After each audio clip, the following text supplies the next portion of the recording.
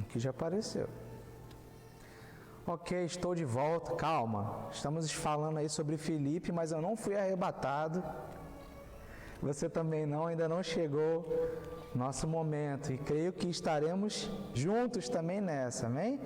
Se você não tem essa convicção de que será levado, porque se não for a igreja de Jesus não será levado, que você esteja atento aí ao falar e à voz do Espírito Santo, para que você também faça parte desse exército. Pois bem, estamos falando aqui de Filipe. Eu estava aqui fazendo uma menção a respeito do livro de Atos 1, no verso 8, nós vimos que ali Lucas, numa sequência, havia narrado ordenadamente. Eu digo Lucas porque já vimos que Lucas é o autor do livro de Atos, ok? Ele havia narrado de uma maneira ordenada os acontecimentos desde a crucificação de Cristo Jesus, sua ressurreição, seu caminhar aqui nesta terra, suas últimas instruções, e vimos que ele havia dado em especial uma instrução para que os apóstolos não deixassem Jerusalém. Esse é um ponto. E o outro ponto era a promessa que Jesus deu, que mandaria o Espírito Santo, o selo da promessa, cumprindo, portanto, a profecia lá dos profetas no Antigo Testamento, de que haveriam derramado o Espírito. Nós vimos isso também aqui com Pedro, fazendo o primeiro discurso, logo na sequência do derramado Espírito, o dia de Pentecostes. E agora, lembramos também que Cristo havia dito que a palavra, no momento certo, sairia de Jerusalém, iria para Samaria e para os confins da terra. Então essa era uma profecia, uma promessa do Senhor que estava ali posta. E aí agora nós vamos ver o versículo chave desta manhã, que é exatamente o de Atos capítulo 8, verso 4. Nós já lemos, mas eu convidei vocês a lermos juntos desde o primeiro, para que a gente entenda o contexto do que estava acontecendo. Até o último domingo a gente viu que o evento do apedrejamento de Estevão, primeiro mártir, ou seja, aquele que pagou com a sua vida em primeiro lugar aqui na história da igreja primitiva, por declarar e professar Cristo Jesus como o único e suficiente Senhor e Salvador. Então aquele evento em si catapultou o lançamento do Evangelho para além da fronteira do território de Jerusalém. Vamos então ler Atos 8, está ali projetado na tela, você pode me acompanhar. E Saulo consentia na morte de Estevão. Naquele dia teve início uma grande perseguição contra a igreja em Jerusalém. Todos, exceto os apóstolos, foram dispersos pelas regiões da Judéia e da Samaria. Os apóstolos corajosamente permaneceram, cumprindo a ordem que o Senhor Jesus lhes deu, mesmo tendo sido iniciada uma perseguição de vida. Vimos o que aconteceu com Estevão. O mais importante, é claro, é triste saber que um irmão nosso teve que pagar com a sua vida, mas o mais importante não é a sua morte ali, mas sim o que o seu sacrifício trouxe de entrega, inclusive para que chegasse até os nossos dias a salvação em Cristo Jesus. Então eles permaneceram e os demais fugiram. Mas assim fizeram porque também estava previsto na promessa do Senhor. O Senhor providenciaria o lançamento, a fase 2 do plano de salvação para a humanidade, ok? Agora se dava início nela. Todos, exceto os apóstolos. Guarde isso, que isso é muito importante.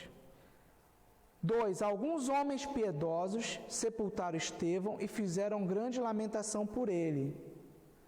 Os que ficaram também guardaram a tradição. A palavra do Senhor, os ensinamentos mosaicos lá ensinavam a ter esse cuidado, esse carinho, esse zelo. Sepultaram Estevão, e mesmo sob o intenso risco de eles também pagarem com a sua vida, afinal eles estavam sepultando aquele que acabara de ser apedrejado. Havia um ódio, havia a inveja do Sinédrio mas também de uma boa parte do povo ali, aqueles judeus que ainda não haviam se convertido a Cristo Jesus, não haviam aceitado que Ele era o Messias. Portanto, nós sabemos que quem está por trás desse ódio, dessa inveja, dessa perseguição é Satanás, o adversário, a serpente, também tratado como o leão. Verso 3, Saulo, porém, queria destruir a igreja. O objetivo de Saulo era destruir a igreja. Nós sabemos lá em João 10:10 que o diabo veio para matar, roubar e destruir. Então é natural a gente concluir que Saulo estava dirigido por quem? Pelo diabo ou por Deus? Por Satanás. Ele estava perseguindo, apesar, notem bem, de Paulo guardar a lei.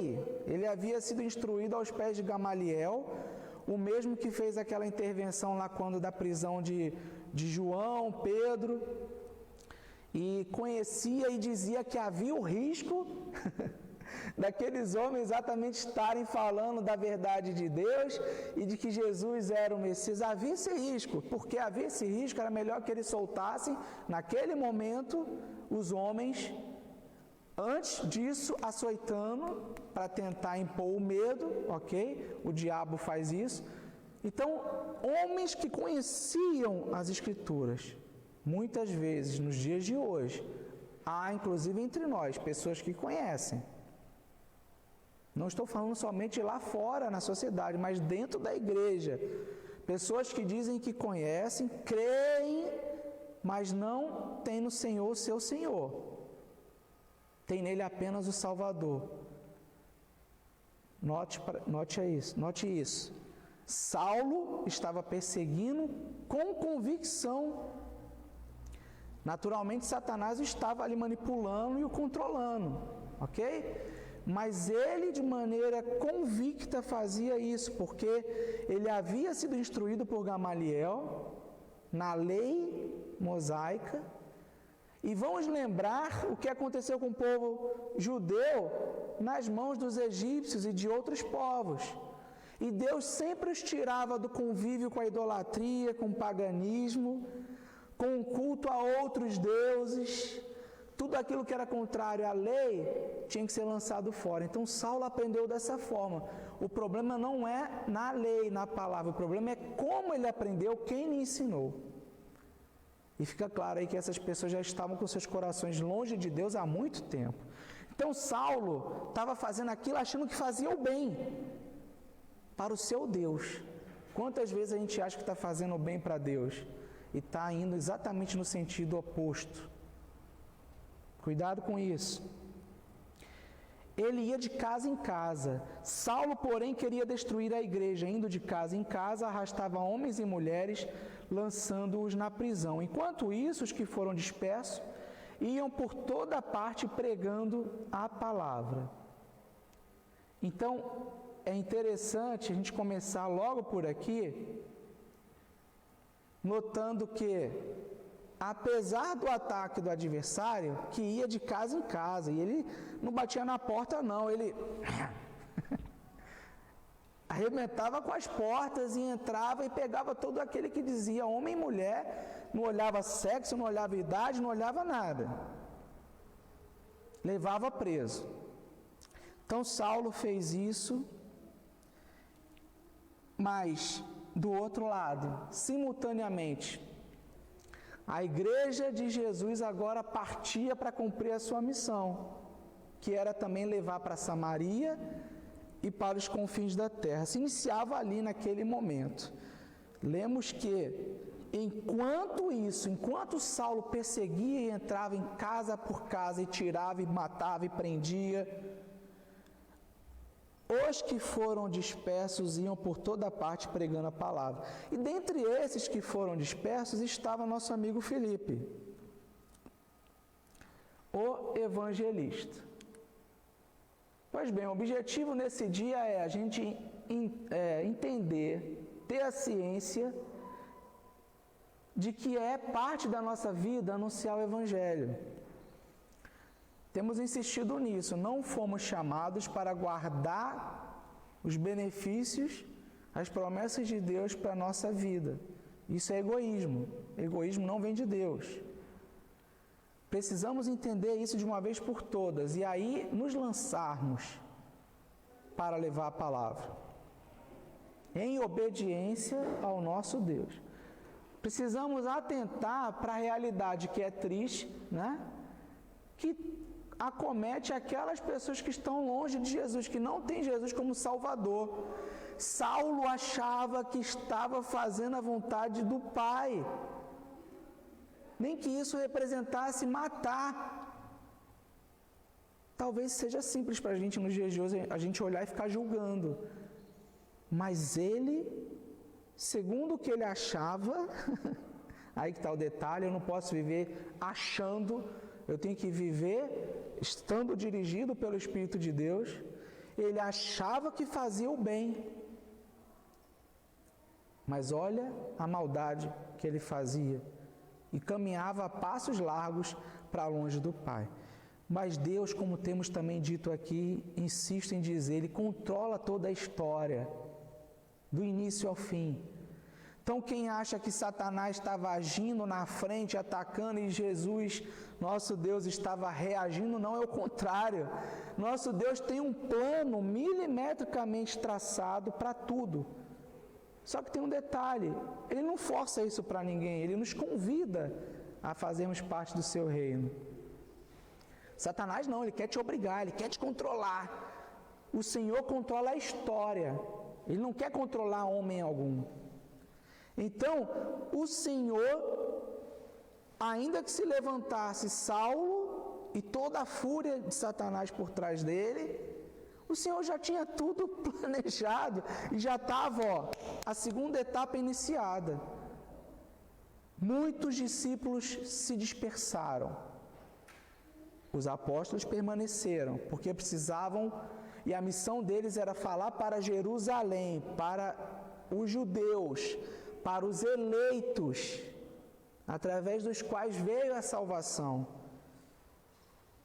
Tem quem julgue hoje e olha para trás, que covardia, né? Então os líderes, os eleitos, ficaram se escondendo. Não, em nome de Jesus, isso é mentira. Eles ficaram em Jerusalém corajosamente, obedientes à instrução do Mestre. Eles esperavam dia a dia que Israel como um todo se rendesse a Cristo Jesus e que a promessa que nós lemos agora há pouco também acontecesse de imediato ali, que todo Israel se reunisse confessando Jesus como Senhor e Salvador. E a restauração do povo de Deus, do Israel original, a volta integral do remanescente, e ali já estava representada no dia de Pentecostes, quando todas as tribos tinham seus representantes, e ali ouviram falar do cumprimento da profecia de Isaías e de outros. Jesus era o Senhor e Salvador. Eles ficaram ali com essa missão em não arredar o pé. Isso é coragem, sabendo que está todo mundo sendo preso e assassinado. Mas o Senhor já havia providenciado o envio dos discípulos. Entre eles estava outro daqueles 7 diáconos que o Senhor, na questão da igreja da sinagoga dos libertos, que nós vimos lá com Estevão, onde as viúvas e os órfãos tinham tido menos assistência na igreja dos libertos, por conta até da dificuldade do entendimento dos judeus com eles, porque eles eram de origem helenista, falavam grego, e nem todos os nossos irmãos ali do meio da igreja primitiva falavam grego. Houve esse problema. Nós vimos que os apóstolos, orientados pelo Espírito Santo, haviam chamado 7 homens de boa reputação, cheios de graça, cheios do Espírito Santo. Isso está descrito lá, nós vimos semana passada. 2 foram mencionados na sequência, Estevão e Filipe. Filipe também era dessa origem helenista, portanto, ele também falava grego. E Filipe, que não é um dos 12 apóstolos, tem gente que confunde, porque se ele fosse apóstolo, ele não teria saído, ele também obedeceria. A instrução para os apóstolos era permanecer. Aqui é um outro Filipe, por isso o título da lição faz questão de mencionar que é o evangelista, tá? Ele parte para cumprir a orientação do Senhor de levar o Evangelho, a palavra, o ministério da palavra, o Evangelho da salvação para outros povos. Então a gente viu aí no capítulo 1 a 7 que a gente viveu um período de teste para a igreja. Houve quem tentasse iludir o Espírito Santo, vimos lá Ananias e Safira que foram fulminados, né? Um período de prisões. O objetivo todo de Satanás, já naquela perseguição iniciada, era calar a boca da igreja para que a igreja não fosse o canal de bênção para a humanidade, né? E aí a gente vai para um período de transição que se inicia agora no capítulo 8 e vai avançar depois até o 12, que é o período que nós chamamos de transição. Que mudanças vão acontecer do capítulo 8 ao 12? Só para a gente ter uma ideia e já antever aonde a gente vai estar tocando lá na frente. Uma das primeiras mudanças, a Antioquia agora vai passar a ser o centro da atividade. As ações acontecerão no livro de Atos, tendo como centro Antioquia e não mais Jerusalém. Já que agora se cumpria a segunda etapa, que é levar o Evangelho para os confins da terra. A mensagem vai mudar dos judeus para os samaritanos e depois para os gentios.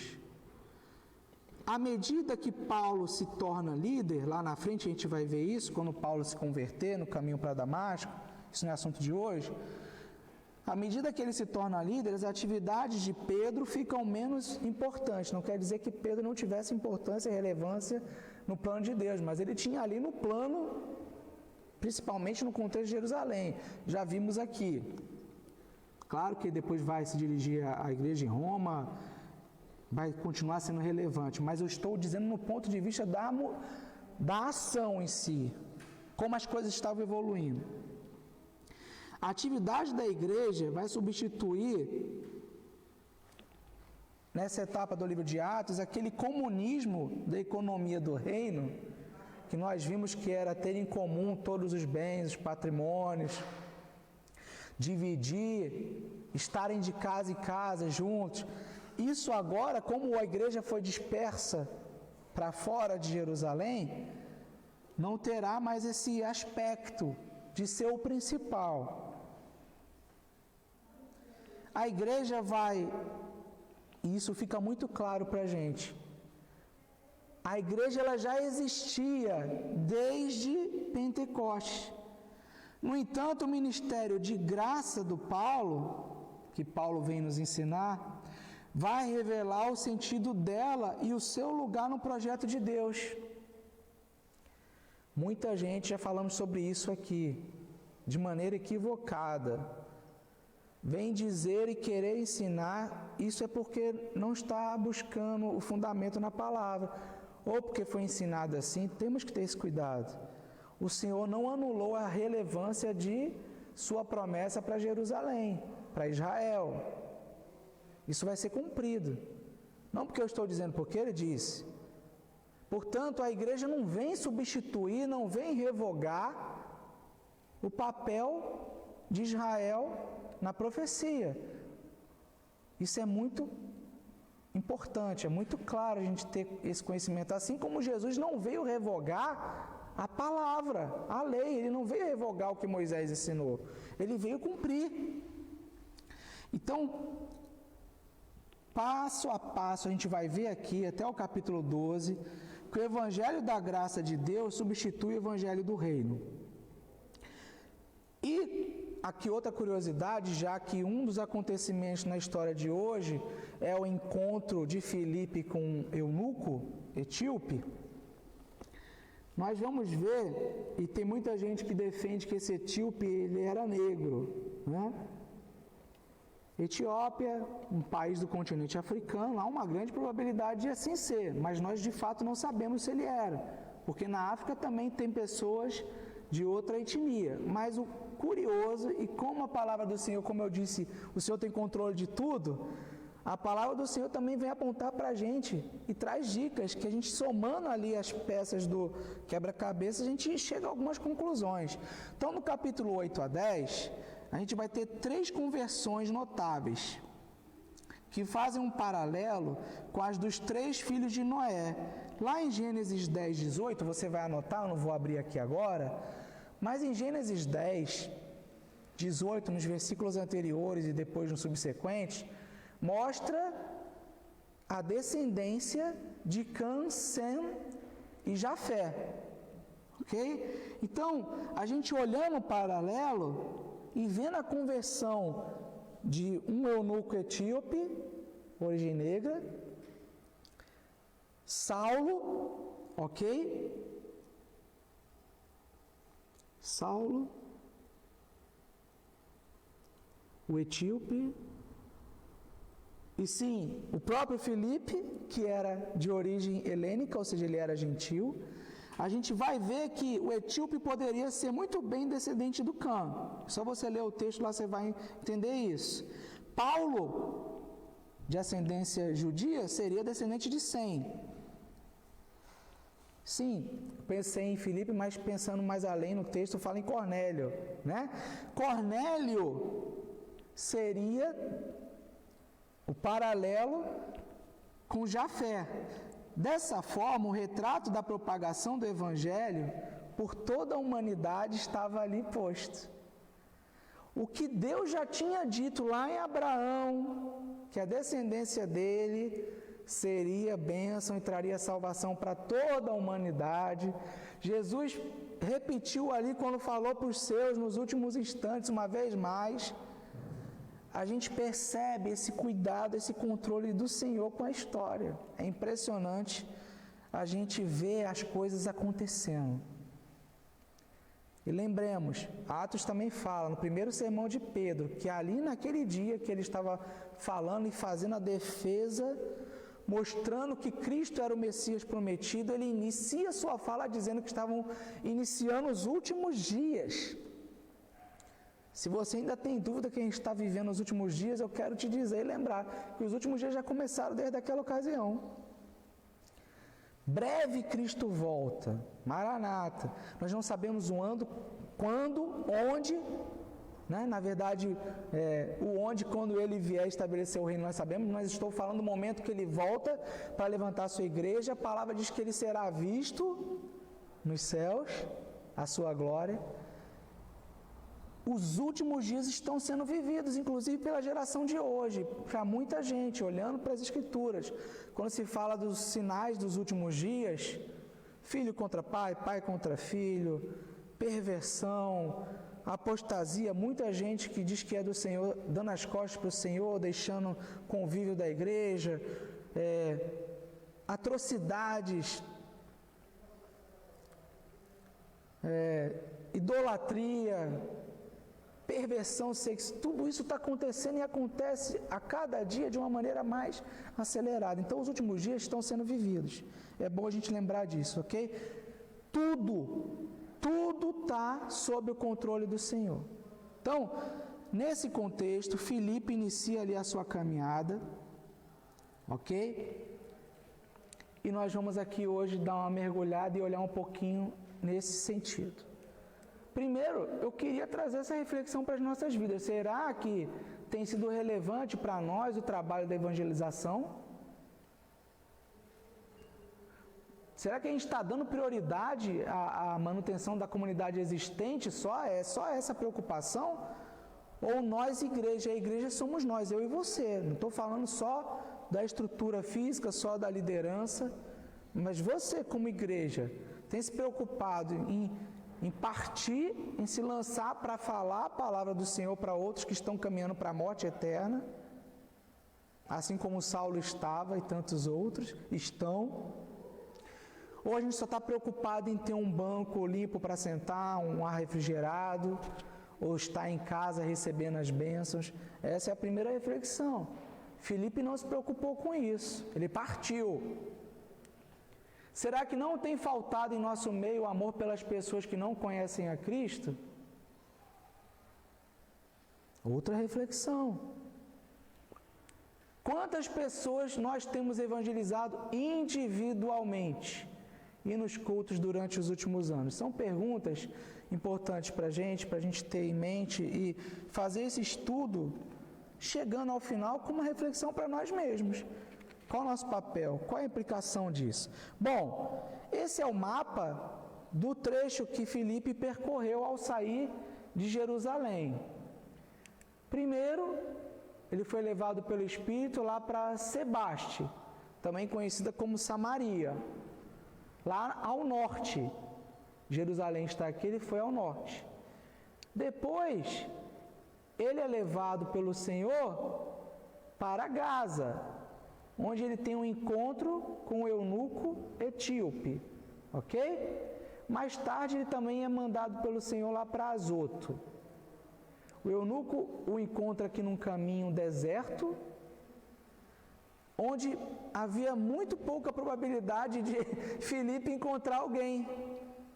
Mas Filipe já havia falado aos samaritanos e estava pronto e preparado para ser enviado. E aí nós vemos que ele é arrebatado pelo Espírito para essa região aqui, onde ele encontra uma pessoa que era prosélita, ou seja, havia sido instruída na cultura, na religião judaica, e que havia vindo para Jerusalém para guardar a tradição judaica de ir a Jerusalém.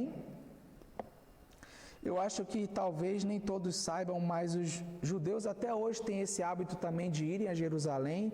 Tem algumas festividades que eles vão, os que estão no mundo todo e que têm essa possibilidade vão. Assim como as religiões do Islão, né? As divisões, as variedades que ele possa ver por trás, ou outras religiões na face da terra, sempre tem um lugar para onde elas vão, né?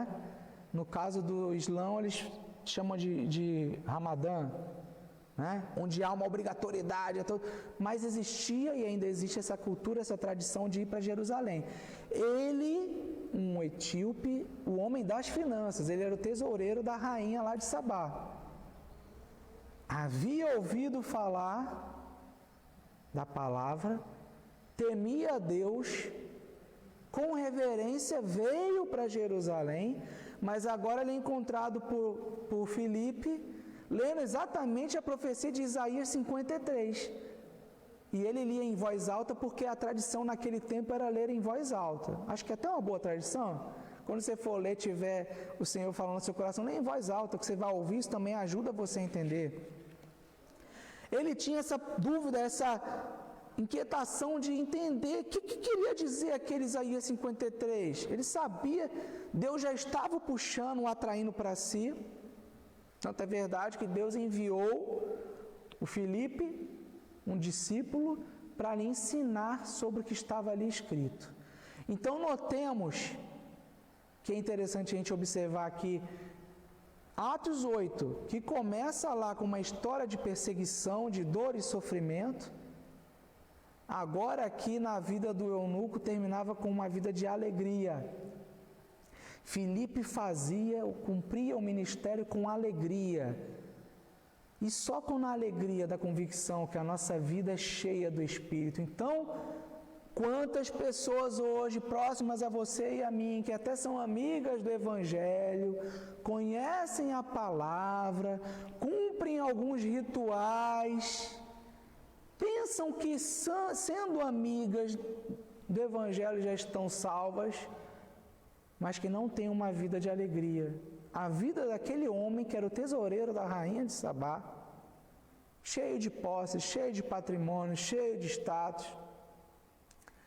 ele não tinha a alegria da salvação, ele não tinha essa convicção, ele não tinha essa certeza.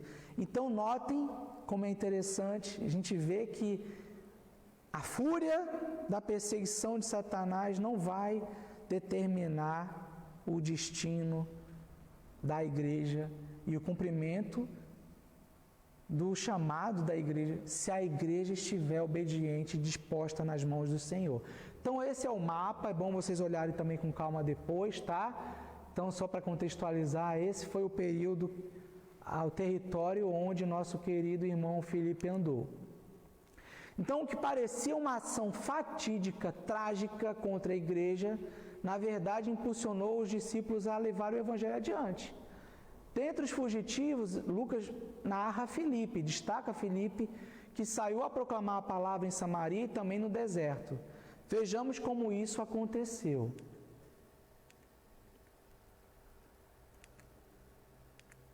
Pois bem, tá legal aí, querido? Você está olhando isso com calma?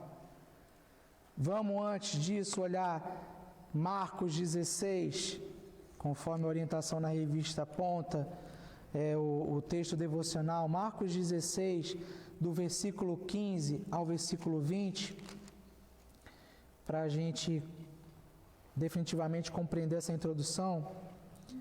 Versículo 15 ao versículo 20 de Marcos 16. E disse-lhes: vão por todo o mundo e preguem o evangelho a toda criatura. Quem crer e for batizado será salvo. Quem, porém, não crer será condenado. Estes sinais acompanharão aqueles que creem. Em meu nome expulsarão demônios, falarão novas línguas, pegarão em serpentes, e se beberem alguma coisa mortífera, não lhes fará mal. Se impuserem as mãos sobre enfermos, eles ficarão curados. Pois bem, cumprimento disso daqui que o Senhor Jesus havia dito aos seus apóstolos, está agora diante dos nossos olhos acontecendo, conforme a narrativa bíblica nos aponta. Bom,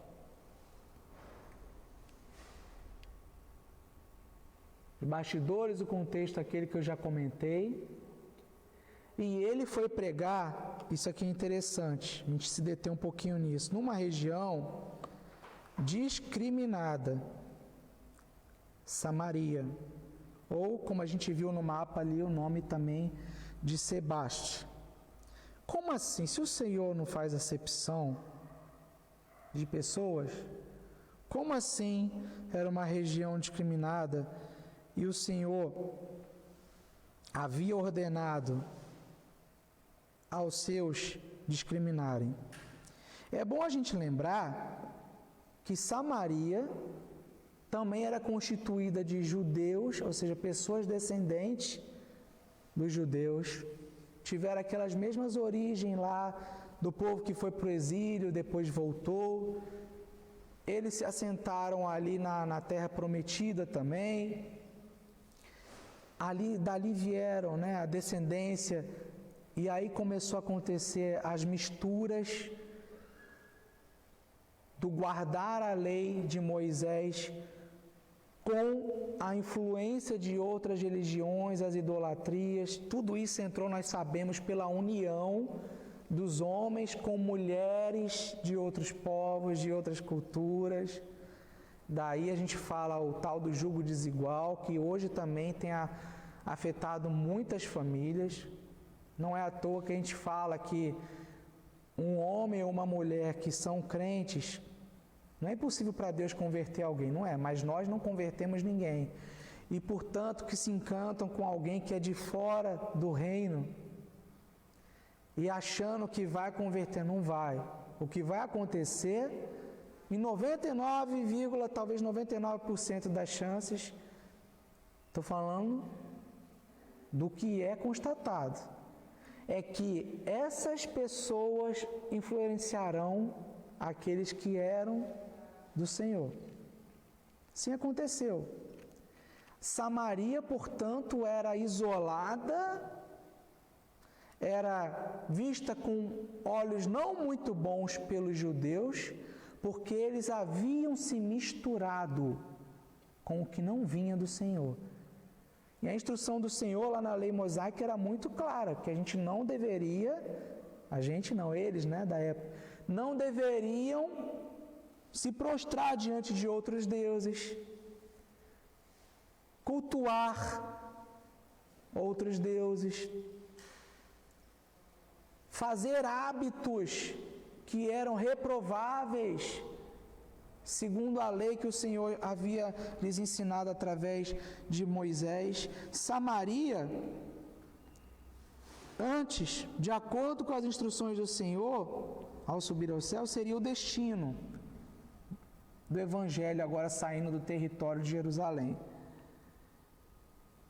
E isso seria levado, a palavra de salvação, para essa Samaria, que era discriminada, que era reprovada. Isso se cumpriria segundo a direção do Senhor. O Senhor agindo mais uma vez. E agora ele enviava Filipe, que também era de origem helênica, portanto ele não era judeu. O judeu, naquela ocasião, e aí eu vejo a mão e o mover do Senhor também, a sua sabedoria. Imagina a luta que seria ele ir para lá para falar aos samaritanos. A gente já viu isso acontecer com Jonas. Lá em Nínive, Deus havia mandado expressamente Jonas ir falar com Nínive, uma cidade reprovada pelo Senhor, e Jonas se recusava, teve aquele embate, aquela coisa toda. O Senhor mandou Filipe, que não era judeu e, portanto, também não teria resistência do outro lado de Samaria. E é bom a gente lembrar que Jesus, lá em João 4, ele já havia ido, lá no episódio da mulher samaritana, encontrar com os samaritanos. Então, o Senhor cumpria também a orientação do Senhor. Para o Senhor, a conduta dos samaritanos não era adequada, isso é verdade, não podemos negar o fato. Tanto que ele vai, interpelado por ela, ele responde para ela, que ele conhecia a procedência dela, mas ele aponta para ela um novo caminho, um caminho onde, verdade, não se fazia necessário um templo fixo, rígido num lugar, para nós irmos até ele para cultuar o Senhor. Agora os samaritanos, ali onde eles estavam, entenderiam que poderiam também cultuar ao Senhor. Filipe era um vaso escolhido do Senhor. Atos 8, versículo 5 diz: Filipe, descendo à cidade de Samaria, anunciava-lhes a Cristo. Interessante a gente observar isso.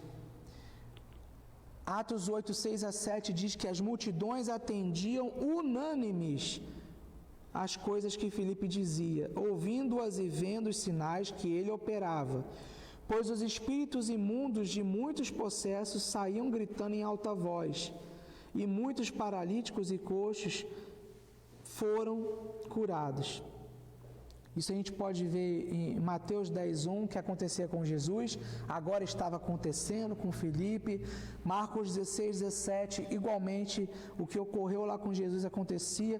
Lucas 10:17 e depois Hebreus 2:4 a gente também vai ver que isso continuará acontecendo e acontece até os dias de hoje. Quando nós, como a igreja primitiva, oramos, perseveramos na fé e obedecemos, simples assim.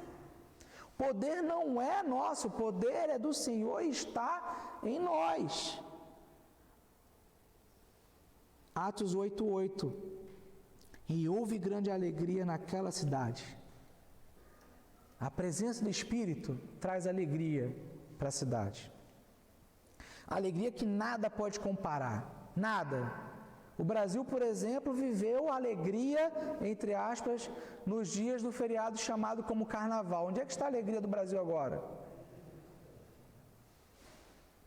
A alegria do Senhor estava presente naquela cidade. Filipe pregava o evangelho com autoridade. Aqueles que estavam aprisionados por espíritos malignos eram libertos. A saúde física era restaurada. Havia um grande regozijo, alegria. Mas algo estava faltando, como nós vamos ver mais adiante. Essa discriminação, em João 4:9, a gente vê algo a respeito sobre Samaria, por que os judeus discriminam até hoje, né? João 4:9, então lhe disse a mulher samaritana, falando com Jesus: como, sendo tu judeu, pedes de beber a mim, que sou mulher samaritana? Porque os judeus não se dão com os samaritanos, a gente já entendeu isso. Já já a gente vai fazer uma pausa para continuar no próximo domingo A gente teve esse problema da tecnologia, mas não há problema nisso. Você também vai estar na sua casa aí estudando para que a gente possa voltar e concluir. A recíproca na discriminação era verdadeira. A samaritana, quando foi encontrar com Cristo Jesus, já vinha cheia de resistência. Como é que pode você que é judeu vir aqui falar comigo, me pedir água? Aí Jesus fala da água da vida, a gente conhece o episódio, tá? Mas a gente não deve pensar que essa era uma forma de acepção de pessoas, uma discriminação conveniente. Na verdade, Israel tinha sido instruído a ser segregado de todos os povos da face da terra. Isso é evidente no Antigo Testamento. Então o problema não era com Samaria, era com todos os ímpios. E ímpios eram aqueles que não se entregavam ao Deus de Israel. E isso só podia acontecer na concepção deles lá, antes de Cristo vir a essa terra, de que só Israel era o povo eleito. Na verdade era, Deus ia começar através daquele povo, mas é um plano do Senhor. E o mesmo Senhor havia dito claramente para Abraão que dele viria a salvação para toda a sua descendência na terra, ou seja, a humanidade. Nós todos viemos ali de Adão e Eva. É só os cientistas que são honestos falarem que pela detecção lá do genoma humano, você chega a raízes próximas. Você vai observar a descendência da humanidade acontecendo. A humanidade não veio do nada. Né? Então, mas isso é assunto para um outro encontro. Nós vemos que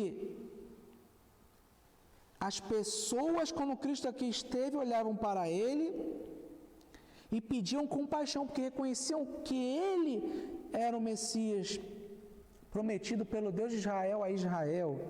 Mateus 15, 22, Senhor, filho de Davi, tem compaixão de mim? Como é que Jesus reagiu a isso? Não fui enviado senão as ovelhas perdidas da casa de Israel. Jesus havia sido enviado para Israel. No primeiro momento, a salvação viria ali por Israel, e assim foi. E agora o plano da salvação do Senhor, mesmo o Senhor Jesus que havia enviado os seus, trazia a salvação para a humanidade.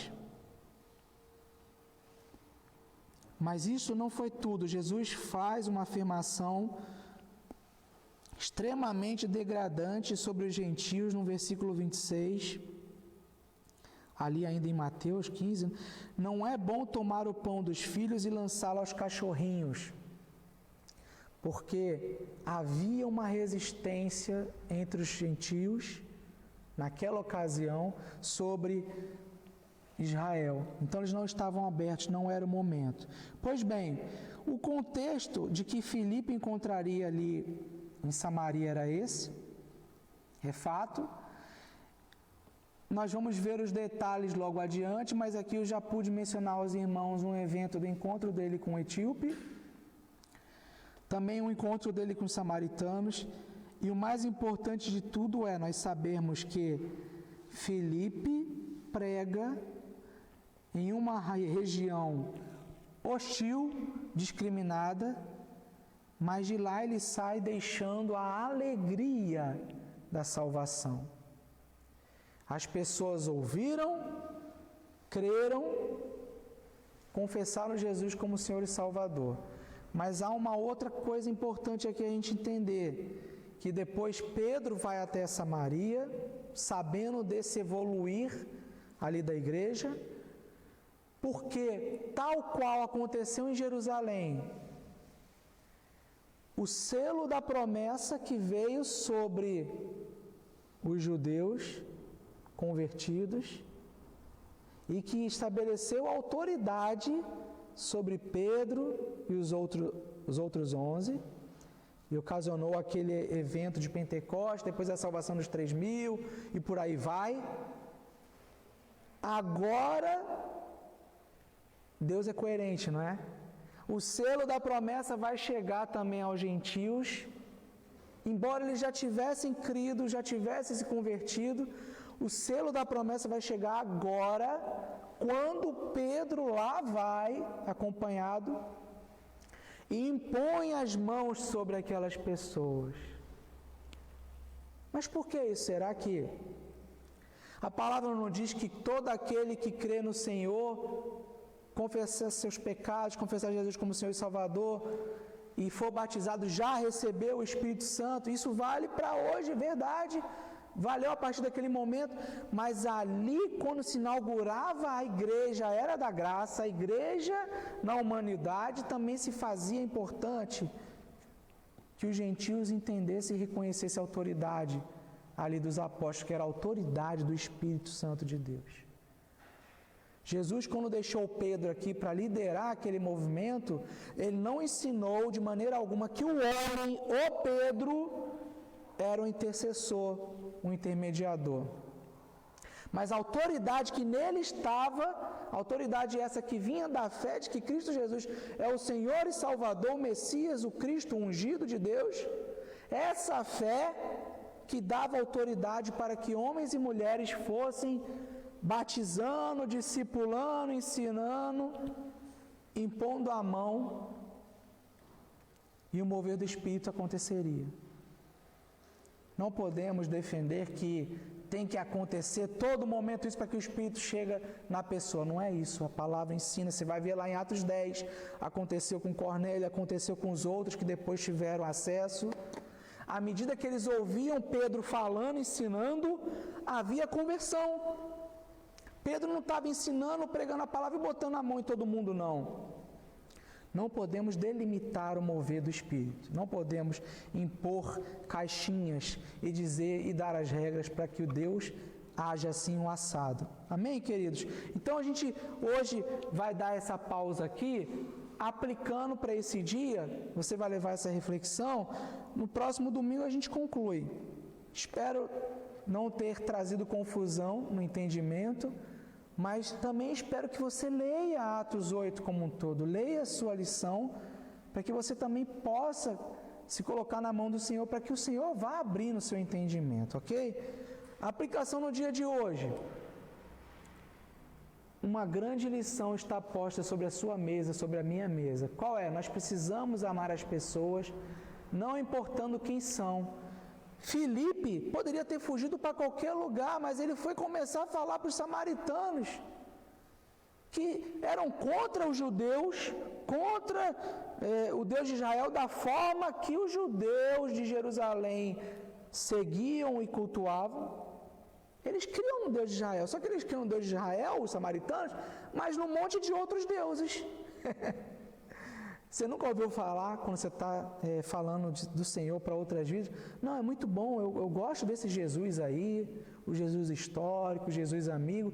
Eu sou amigo, afinal, quem não quer ser salvo? Todos queremos ser salvos, mas eu não preciso servir à igreja. Aí começa o cis, né? Os senões. É igual. Mas Filipe não deixou que alguma barreira o impedisse.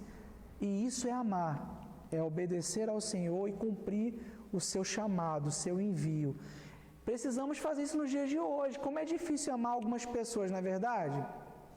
Como é difícil a gente fazer o que o Senhor ensina. O Senhor ensina, ora pelas autoridades, ora pelas autoridades, ora pelas autoridades. Muitos de nós ficamos xingando, perdoem o uso da palavra, mas a verdade é o que acontece, é isso. Difamando reputações, orando contra que existe isso. Deixa eu falar uma coisa para você. Todas as religiões oram, todo mundo ora. Tem até propaganda aí falando sobre isso, que é importante orar. Agora, recentemente, um líder de uma igreja que diz que é cristã famosa, mundialmente falando, chamou todas as religiões para orar. Chamou inclusive os ateus. Como é possível um ateu orar? É possível. Porque nem todo mundo ora para o Senhor, para o Deus. Só o Senhor é Deus. Orar é conversar, é invocar, é chamar a presença de uma divindade. Qual é essa divindade? Cada um sabe a quem está servindo. Mas a palavra diz que não é possível servir a Deus e ao diabo. Servir a Deus e a Mamon. Mas como é difícil amar pessoas assim, mas precisamos fazer. Filipe fez sem pestanejar. Jesus ensina assim. Jesus pregava para prostituta, para leproso, para publicano. Pregou para a mulher samaritana. Coletor de impostos. Na sociedade onde ele viveu. E no seu tempo, no meu tempo, quais são as figuras que a sociedade rejeita?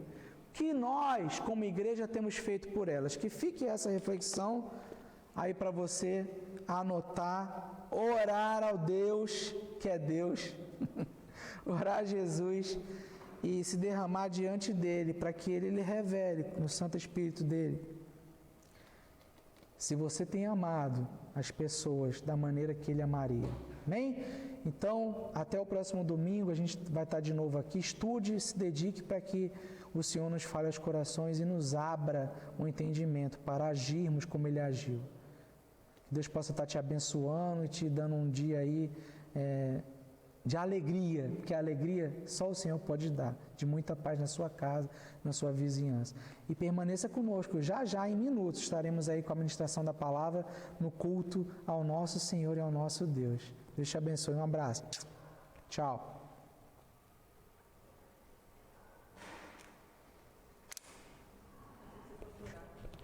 Eu ia, mas a luz me apressou muito aí.